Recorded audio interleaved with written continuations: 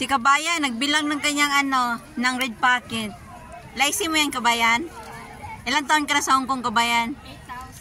8. 8 years. 8 years ka na? One employer lang yan, Kabayan? Wow. Magkano nakuha mo sa laisi mo? Bilangin mo sa naol. Libre mo kami. Yung ganda Sarado naman. daw mga tindahan.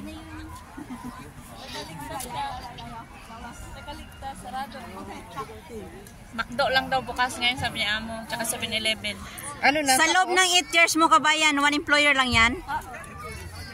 May alaga ka?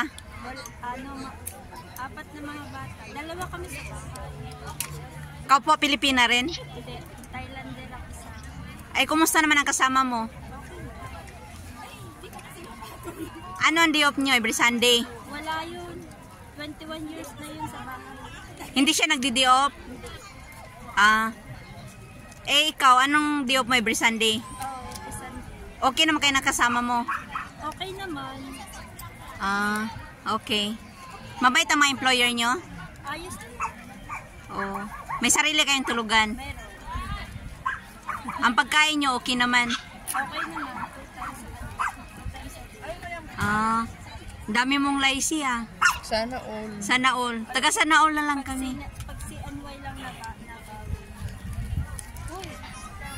Lahat yan, may pa-dinner kayo kagabi? wala. Ngayon lang, Ine-next ko na to. nag-travel ang bus namin, ipinigay ng maaga yung 4 hours. Ay, ang galing naman. Sana all. Yung mine. Ikaw, Kabayan. Sabi ko nga. Tumingin ka dito, Kabayan. Marami akong follower. Baka dito kasi sikat. May YouTube din ako. O sige, follow kita mamaya. Sige, anong YouTube mo? Mamaya, i-ano ko sa'yo private. Ilang taon ka na dito sa Hong Kong, Kabayan? 8 months pa lang. O, 8 months. Kumusta naman ka sa employer mo? Okay lang naman, mababait naman. May alaga ka? Meron. Ilan ang alaga mo? Only one. Oh, Yung sarang okay. ginawang pintuan ng CR. Mabait sila? Mabait. Walang, Anong lahi